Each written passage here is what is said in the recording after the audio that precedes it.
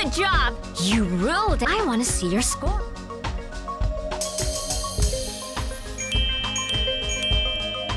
Oh, fantastic! Okay, I'm pumped. Uppercut combo number 2 focuses on 1-2s and left uppercuts. Uppercut combo. The time has come to see you.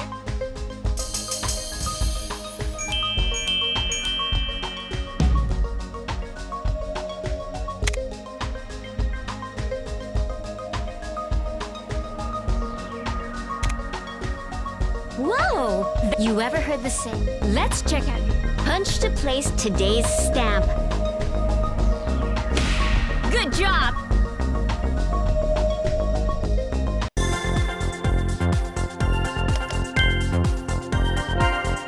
If you're water and which workout are you doing? Which song do you want?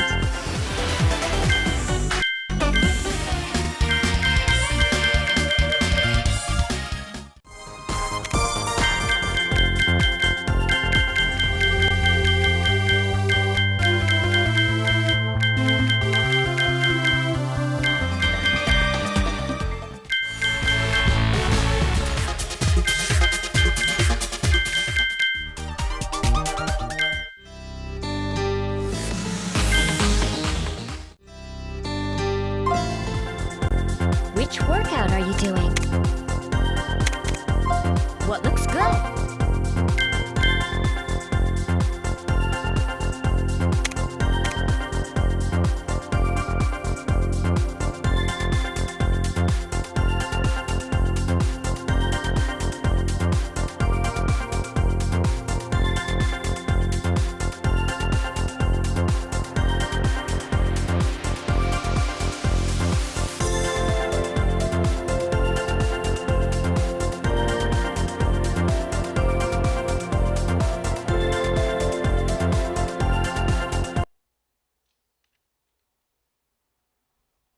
How long can you remain in a caloric deficit?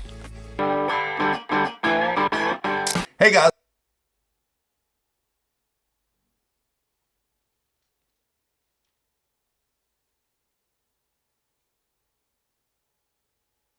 In today's video, I'm going to explain the ideal plan for you to lose body fat quickly. So I can show you an example of me going from a body fat of here to a body fat here. And I'm also going to show you some of the people that have worked with the Transformation Challenge, people like Dan Devine, who've gone from here to here. And I love to highlight Drea, who went from here to here, all in a short amount of time. I'm going to explain to you exactly what they did and how you can apply it to your success. Hey guys, what's going on? This is Paul Ravella from ProPhysique.com. In today's video, I want to address questions I've been getting about losing weight quickly. And for those of you that know me, you know I'm going to say, like, don't focus on losing weight quickly. But listen, this is the real life scenarios. And there are some places and some ways that we can be very successful in losing body fat very quickly, keeping it off, and just having some success with it. Because if you really want to go all in and get leaner and you have a deadline, well, let's talk about it, because some of the people I just highlighted were a part of our Transformation Challenge, which we're starting in a couple weeks. But I want to talk to you about, as a coach who's seen this thousands of times, what are those traits that lead to success? What are the things that I did that I noticed that made me successful? And we're going to talk a little bit about nutrition. We're going to talk a little bit about, your daily activity, talk a little bit about mindset, and the fourth, and what I consider to be probably the most important factor, we'll save that for last. So first things first, are you eating like a jerk? Listen, it goes without saying, like, anything that you put in your body, any energy that you're consuming is going to have a impact on you, on your energy levels, on your training and your recovery, but also on your fat storage. And I don't get too caught up in any one type of diet, but a diet that you can really stick to is what's going to work best, whether that be fasting or whether that be, any type of plan that eliminates things. I just did a video the other day talking about don't eliminate carbohydrates, because that can have some real negative impacts downstream to things like hormones and thyroid and things like that. But I'm also not very extreme at all when it comes to dieting. Why? Because I've seen the least success with extreme measure protocols, okay, including fasting, including carnivore, including keto. They can have a lot of success, but what I find is they also have some of the worst rebound, okay? And so what I want to talk to you about today are the strategies that I've seen that worked for the individuals and myself. And that was switching to an approach where accountability is the only real diet measure. Accountability to your macro totals, your calorie totals for the day. And if you don't really understand where your calories or your macros should be, I do have a free calculator. You can go here. And if you don't understand like how much protein to hit and you just want an easy number, I always say, hey, just hit your goal weight in protein, right? So if you're 250 pounds and you're like, my goal is to lose 100 pounds, I want to be 150, hit 150 grams of protein a day. You're going to eat plenty of protein for building muscle. So first things first, successful people, when it comes to their diet, they understand what they're taking in. They understand how to set themselves up for success based on their calories and macronutrients. But there's one final piece that most people don't really start to pay attention to until further down the road. And it's something that the second I did this, boom, things started happening. That's right, planning meals ahead. Do you know what you're going to eat for your next meal? Do you know what you're going to eat tomorrow? Do you know what you're going to eat for the next few days? When you start repeating these patterns and you take decision making out of the process, decision fatigue for many dieters is what really sets us off track. You get that feeling of like, I don't know what I'm going to eat. I'm stressed and I'm hungry. I'm going to go eat something that tastes delicious. That throws me off plan. It's Thursday night. You think, well, I might as well I ruined the week. I'm just going to start over on Monday. And you set yourself back another week or two instead of just fitting something into your daily goals or having a meal already planned. Even if it comes down to going and getting something that's like a quick service meal or a fast food meal, understanding that you can go to those restaurants, I've done those videos, and you can get something that fits your goals. Just because you go to McDonald's or Burger King or Taco Bell doesn't mean you have to go off plan. And that's the beauty of being flexible and accountable, is that you can fit social events, you can fit your normal life. And the people that are successful in this approach, they are finding ways to continue living their life the way they enjoy it.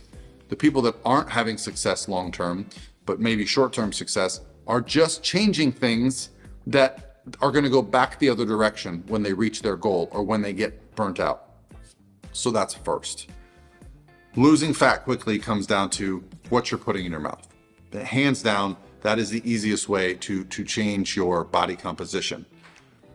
The next thing is lifestyle. Okay, so what is your daily activity like? Now, when I show you extreme cases of fat loss in a short amount of time, someone like Dan Devine, who won our transformation challenge, and the reason I always highlight Dan is because we had such a great interview with him that we discovered he became a little bit obsessed with this transformation, but it worked and he's kept the weight off. So what did he do? He started tracking his steps. Now, the reason I often talk about walking and step tracking as a form of cardio over other forms of cardio, such as jogging or, endurance training or even high intensity interval training, is because I've tried it all.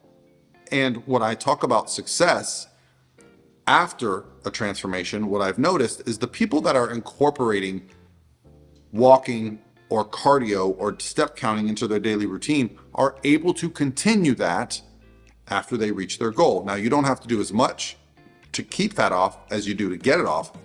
But when you look at other styles of cardio, and I myself have great memories of doing lots of high intensity cardio when I was dieting down for a bodybuilding show, what I remember is as soon as that show was over, I did not ever want to do high intensity cardio again. However, the last couple times that I've dieted down, what I found is that even though my diet was over, I still kept up with my steps. I still kept up with my walking.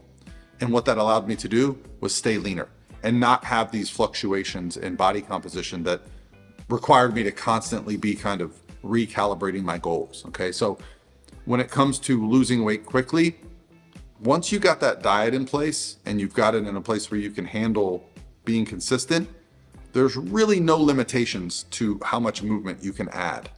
I've had some individuals lose as much as 5 or 6 pounds in a week who were walking 20 to 30,000 steps a day. And before you say, well, I don't have time for that, I understand. I'm just giving you examples of what can be done.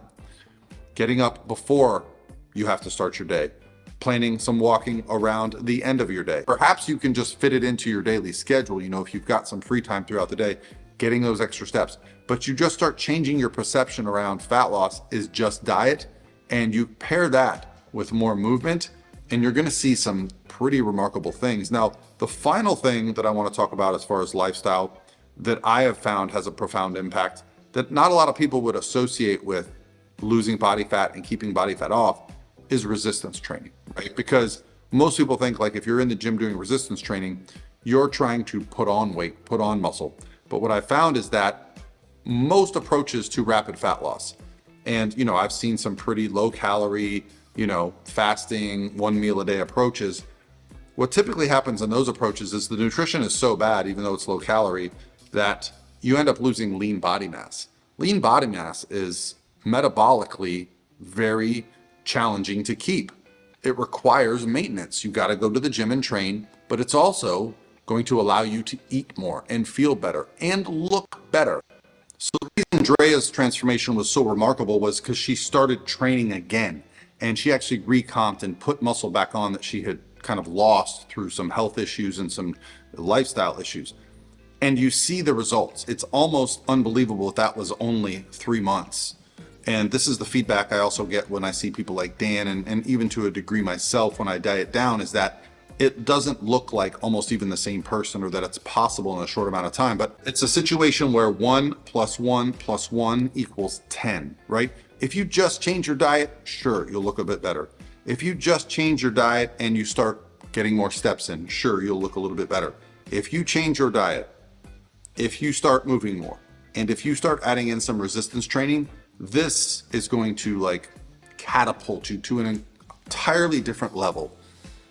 It's, for me, it's hard to express because the people that haven't put that effort in, they haven't seen it before, they really don't understand what's possible. And it was the first time that I did it, along with this final thing that really kind of solidified to me, wow, I really wasn't doing all the things I could be doing.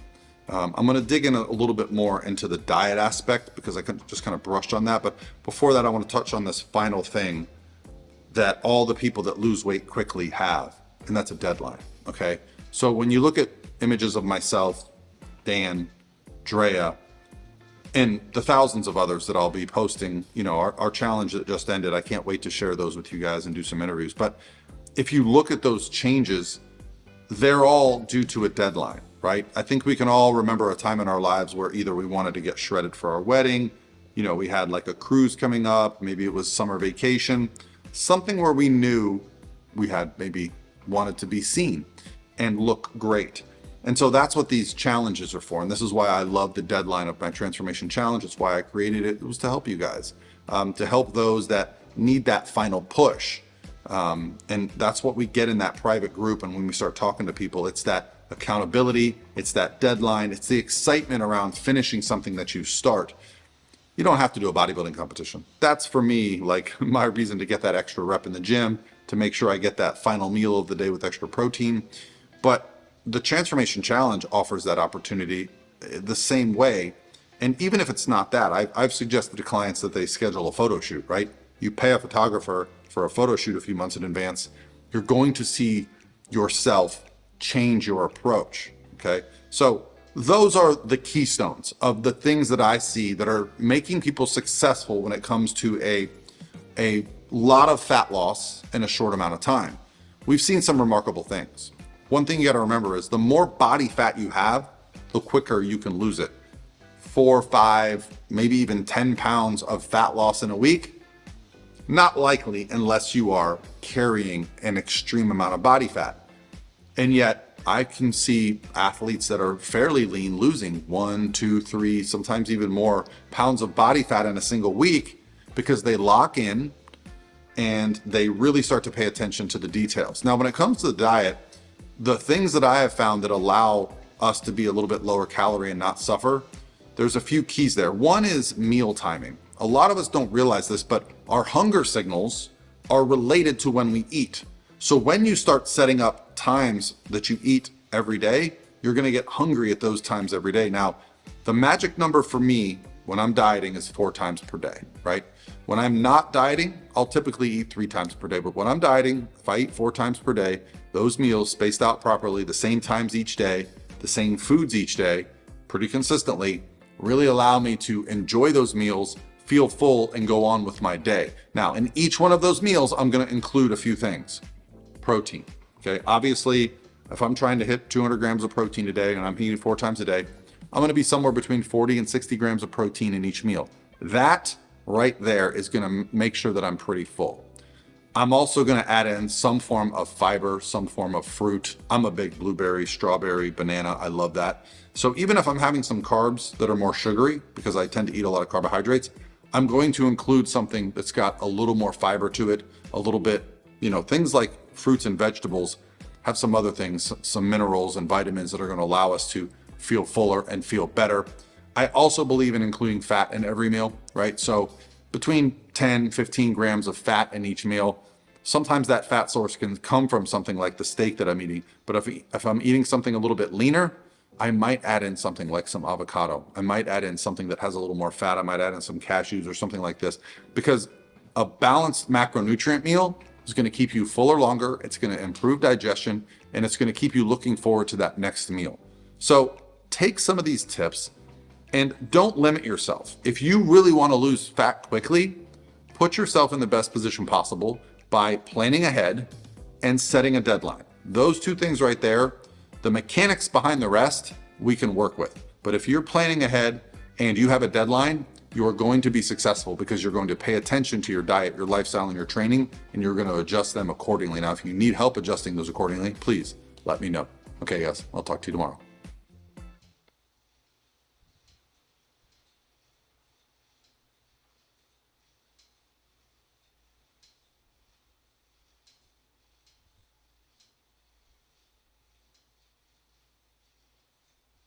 In today's video, losing 10% body fat, going from looking like this to looking like this. I myself have a video right here of me at about 10% body fat. I'm going to explain how I get there. And the beauty of this is that YouTube told me to make this video for you. Hey guys, what's going on? This is Paul Ravella from ProPhysique.com. In today's video, well, I got the idea from YouTube. They added a tab in our audience page that actually shows analytics of the #1 searched topic for what my audience would like to see. And it was, how long does it take to lose 10% body fat? So I'm going to talk about the diet. I'm going to talk about the activity, the cardio, things like that. I'm going to talk about muscle and resistance training. I'm going to talk to you about reaching 10% body fat, or how long it takes to lose 10% body fat. But nobody on the internet is going to show you the way that I show you. Not only through myself, I'll put a video on the screen here so you can see exactly what I look like right now. Guys, I've dieted down to 10% body fat, and I've maintained it for over a year at 49 years old, and I'm a natural athlete, a lifetime natural athlete. Okay, how many people on the internet are talking to you about exactly how to do this when A, they haven't done it, or B, they're using the advancement of steroids to get it done? And while that's fine, that may not be the information that you want. I've also heard a lot of people talk about this that claim to be doctors, but they're actually chiropractors. And their pictures are kind of animated pictures on their thumbnails, and they don't actually have the evidence. Not only do I have the evidence through my practice of myself, but through thousands of clients that ProPhysique has helped over the years. So I want to talk to you about the realistic expectations on how long it's going to take you to lose that 10% body fat. And I'm going to tell you exactly a little bit about my day on how not only I got there, but I stay there. And we're starting right here on this treadmill. Why? Is there something magical about a treadmill? Well, for me there is, because once I started walking every day, it became a lot easier to stay 10% body fat. A lot of people make up their mind about cardio that it doesn't help with fat loss, but there are some multiple benefits that I find. First of all, when I do cardio, especially early in the day, I find it makes me kind of more creative. It gets my brain flowing. I find that also helps me maintain a body composition that I'm really happy with, because I'm burning calories early in the day. I'm also kind of reducing my overall appetite, which sounds crazy, but when you do low intensity steady state cardio, and the highest I ever really put my cardio here is I'll go up to about 3.5 miles an hour. Sometimes I'll do an incline of somewhere between 3 and 5.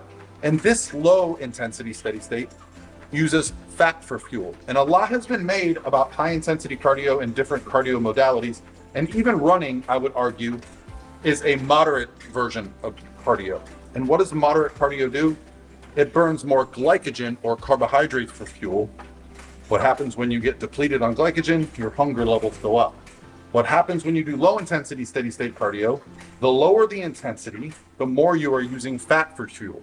When you're using preferred fats for fuel, your hunger levels do not increase. So, although I am moving more, I am not more hungry. And this is where a lot of the research points us to the fact that exercise can actually make us hungrier, and for good reason, because you're burning through calories. However, what I have found, and the reason why at 49 I can stay in the best shape of my life year round, is because I've learned the magic of low intensity steady state. Now, before you say I get bored walking on a treadmill, why don't you walk outside? Guys, I enjoy this. I can listen to a podcast, I can do a work call, I have a television right here, I can watch a show, a documentary. I can multitask at low intensity. I even have some clients that just have a treadmill desk. That's right. They walk while they're working, or they have a pedal desk. Underneath their desk, they just pedal all day. There's been some really neat research that talks about some people, when they're overfed, they just fidget more, thus negating the effects of the extra calories. So what we can learn from that is that movement in any form can help us lose body fat, and more importantly, keep the body fat off. Now, on a nice day like today, you might think, well, Paul, can I walk outside? Absolutely you can, but you got to remember, sometimes it's cold, sometimes it's hot, sometimes it's raining. The other benefit of walking inside is that we can burn more calories in a predictable manner by increasing the speed and the intensity of the incline. But once you've reached your body fat goals, or once you know what you like, absolutely walk outside. Now, the final piece that I want to talk about is actually resistance training. It's very important when we enter a fat loss phase that we don't forget about this, okay? What builds muscle keeps muscle. So if you are looking to reach 10% body fat and look good, you need to continue doing the things that you did to put on the muscle. A lot of people don't realize that when you're losing body fat, you're actually changing your metabolism. But when you're adding muscle, you're changing your metabolism for the better. Your metabolic needs are improved. So perhaps over the last 30 years of lifting weights, I've actually added enough lean body mass to offset the body fat that I've lost. This is a philosophy that I've come up with, but the idea here is that through resistance training, through diet, and through activity, I've really been able to find a way to maintain 10% body fat. Now, let's talk about the details on how to lose it. Now, before I give you the exact timelines on how long it's gonna take, and I had to do a lot of math, so I would appreciate you guys if you comment below, because this graph that I created took me a while for you. But before we get to that, we all know it's not the cardio, it's not the weights, it's generally what you put in your mouth that is going to determine a lot of your success. So I want to talk to you just about, bluntly, my philosophies on getting myself, my clients, to the body fat goals that they're after, whether that be 5% body fat, like I got right here, shredded to get on stage, like I got my clients that were on the Olympia stage right here, like my client Brian DaCosta, who is the World Natural Bodybuilding Federation overall world champion last year. When you see them, we're going to talk about my philosophy on nutrition, because I think a lot of us take a very polarizing approach to nutrition. You can't have carbs, you can't have bad foods, you got to avoid seed oils. I do not believe in any of that. In fact, I often say I don't believe there are any bad foods, because if you can eat something, it can be beneficial. Now, a lot of people will say, well, Paul, that's just not true because cake has no benefit. Well, I'll tell you one thing. I'm happy when I eat cake, and I think a lot of us only associate food with health benefits, but there's also life benefits, social benefits, okay? Just the idea of enjoying food is a big part of my life. And if you can't enjoy your food, by God, you're not gonna maintain the fat that you've lost. So let's just give an overview of my philosophy. Okay, I believe in using a scientific, evidence-based approach to nutrition, where macronutrients are the focus, okay? So focusing on your daily protein, carbohydrate, and fat intakes while fitting your calorie goals is gonna get you there. Now, before we go into a whole video on that topic, which I've done dozens and probably hundreds of, I have a website that'll give you macros, prophysiquemacros.com.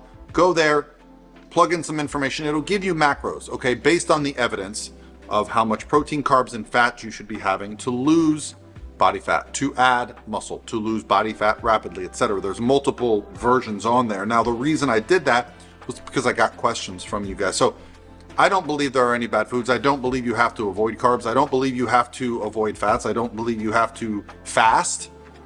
There's no benefit to fasting when compared directly to a calorie restriction of the same level, okay? Now, there may be benefits for fasting for some people as far as helping them avoid eating in certain windows. There may be mental benefits for them. But when you compare caloric restriction to someone who is eating the same amount of calories fasted, same result. The health benefits that we see are associated with the weight loss, the body fat loss, okay? Body fat can be very problematic, especially when it's really high. So what I want to explain to you is, guys, it doesn't really matter what the diet is. As long as you are following an evidence-based approach, getting enough protein, carbs, and fat, and you are eating foods that you digest well and you enjoy and they fit you, and the only thing that matters is, are you creating a caloric deficit through your nutrition, your training, and your cardio, okay? These are the big pieces, okay? There we can talk about some other things like sleep and recovery and stress and all these things, but as a coach, when I'm checking in with my clients, that's what I'm focused on, okay? Are we ticking these boxes? And I have a lot of success with my clients. I have a lot of success myself. As I said, just showing you that it doesn't have to be this extreme approach, and I think that's what helps me get and stay where I'm at. And believe me, I've made all the mistakes. I'm here to help you guys not make them. So let's get into exactly how long it's gonna take you. Now, the first thing I did was I had to figure out how long it was gonna take to go from 35% to 25%, from 30% to 20%, right? 25% to 15%. And finally, I did one just for fun. I did one 15% down to 5%. Now, why would anyone ever wanna get 5% body fat? I've done it to win bodybuilding competitions, and I've won. And so that is actually something that we can do. And I want to talk about why things get a little bit different as our body fat percentage changes. So I'll put the graph on the screen here. And if you've been waiting for this whole video, you'll see on the right-hand side, you can just see how many weeks it's going to take you, right? So I put it in there in plain writing. Now, I did all the math for each one of these body fats. So guys, make sure you comment below if you like this stuff, because the first person is 250 pounds at 35% body fat, okay? Now, this is all the same person. And if you notice, I put a column for lean body mass. So if you're 250 pounds and you are 35% body fat, you have 162.5 pounds of lean body mass. So what I had to calculate was that you were not gaining or losing lean body mass through this, because that would obviously change the calculation a bit. But just look at how long it would take this person to lose 10% body fat. About 18 weeks to lose about 34 pounds, okay? So 34 pounds over 18 weeks, multiply that times 2 is about 36, right? So it's about 2 pounds per week. Now, if you are really aggressive, I generally say you can lose about 1% of your body weight per week. Well, at the beginning here, that's gonna be 2.5 pounds. But I also make room for error. I don't expect everyone to be perfect right out the gate. So you could probably reduce that 18 weeks down a little bit more if you were a little bit more aggressive, right? You could probably get that down to 16 or 15 weeks. So why, when we go down to the next one, where we go from 230 pounds to 201 pounds, losing 29 pounds, is it almost the same amount of time? And then you can go all the way to the bottom. Look at my man here who's now remember, they're all the same lean body mass. So the same person at 250 pounds and 35% body fat would be 190 pounds at 15% body fat. So if he wants to lose 10% body fat and get down to 5%, he's only got to lose 20 pounds. However, it's going to take him 14 weeks to lose 20 pounds, when my man up here was able to lose 34 pounds in 18 weeks, only 4 more weeks to lose 14 more pounds. Why is that? Well, look in that right-hand column. Look how much fat mass they have. In the first week at 35% body fat, you've got 52.5 pounds of fat mass, okay, at the end, okay? You started with 87.5. That's a lot of fat mass. Fat can come off quicker when you have more of it. Now look at the end. At 190 pounds, he only had 28.5 pounds of fat mass, and he lost 7.5 pounds of that. So the idea here just is that the less fat you have to lose, the slower it's gonna go. And research basically shows us that about 1% of your body weight is ideal. Just because it's ideal doesn't mean that's what's gonna happen. As a coach, what I recognize here, and if you look at this, you see that there is really a sweet spot. And I find that for most of us, especially men, 15% body fat is very sustainable with very minimal effort as long as you're being active and eating well. When you get down to 10% body fat, that's where the effort is going to be a little bit more required. And I mean, below 10% body fat, you are really paying attention to your nutrition, your sleep, your recovery, and just finding a philosophy that really works for you. And the reason I talk about the length of time to reach is because if you do it that way, you can sustain it, okay? Yes, you can probably get there faster by being a little bit more aggressive with calories, a little bit more aggressive with cardio, using an approach that perhaps is not something that you prefer to sustain for after the diet to reach that goal. But this is where we see the rapid body fat gain. We see the rebounds. We even see people putting on new fat cells, which you don't typically do unless you rapidly gain body fat after a long fat loss period. So how long is it going to take you to lose 10% body fat? YouTube says that's what you guys want to know, and I put it right there for you, okay? Somewhere between 20 weeks, 12 weeks, depending on how much body fat you have. And again, you got to be locked in. You got to be paying attention to your overall approach. Now, I prefer to create an approach where I'm using both cardiovascular activity and diet to create the caloric deficit. An approach where I am using the resistance training I'm doing in the gym or through sports or activities to maintain my lean body mass. If you take a drastic approach to losing body fat, what you're actually going to end up doing is losing some of that lean body mass, severely impacting your metabolism and really making the weight have to get even lower to reach that 10% body fat, and the look won't be as good. Okay, you might reach a place that we call skinny fat where although the weight is where you want it to be, your skin is loose, your muscles are flabby, and you just don't have the look that you need. All right, guys, that's going to be it for me today. Hopefully you enjoyed this video explaining just how long it's going to take you to reach your goals. If you have a specific weight that you're at and a body fat percentage that you're at, let me know below and I can probably give you an idea of how long I think it's going to take to get there. You can also send me an Instagram direct message. All right, guys, I'll talk to you tomorrow.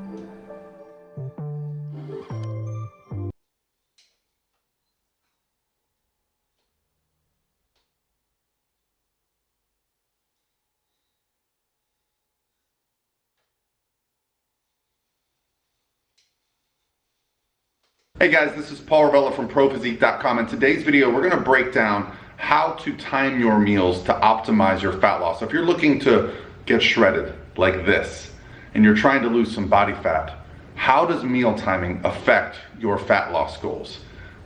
We're starting right now. Hey guys, what's going on? This is Paul Ravella from ProPhysique.com, and today I want to give you guys some tips on how to time your meals for fat loss. Now, I'm a coach. I've been doing this for over a decade, and I'll show you some videos and pictures here, before, afters of myself, and the things that I've learned in the more than a decade that I've been studying, researching, and experiencing gaining body fat, losing body fat, and getting shredded for myself. And what I want to help you guys do is have some tools and how to set it up. Because sometimes just understanding what's happening can really help you stick to your plan and build that motivation. So today's question, first of all, comes from right here. I love it when you guys send me your questions on my Instagram direct message. So what I'd like to do is start by reading the question to you here, and then we're gonna answer it. And if you like this type of information from a guy who's just trying to help you reach your physique goals, hit subscribe. That's what I love to do here. Quick question. Is there a way you can teach us about timing of foods? How long after cardio do you eat your first meal? What supplements do you take and the timing of those?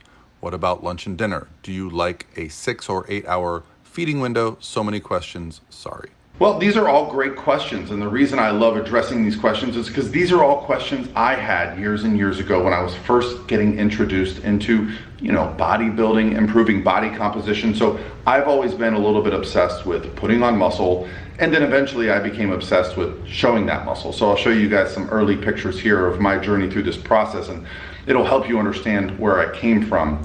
So first things first, we have to understand that to put on body fat or to lose body fat, the clock is going to give us a 24-hour window. Now, there's been a lot of research done on the idea of metabolism. We've all heard this word. And for years, it was assumed that if we ate more small meals throughout the day, that would increase our metabolism. Well, that's wrong. What happens when we eat 17 small meals a day versus one meal when calories are equated? No difference. There is no difference in the energy that is stored and the energy that is burned when you equate for calories. So first things first, the first thing I want to dispel is that you need to eat small meals throughout the day. I also want to dispel the idea that you need to do long periods of fasting to lose body fat. So what I wanted to display here was the idea that eating one meal a day, or OMAD, is somehow better than spacing your meals out in regards to fat loss. So what we have here at the top is represented is 4 meals, 4 hours apart, where we're eating 500 calories a meal, versus 1 meal down here where we're just eating those 2,000 calories in a feeding window. This has become a very trendy topic to talk about the benefits of 1 meal a day in regards to fat loss, because essentially they try to explain that it's going to be some benefits to hormones, to digestion, to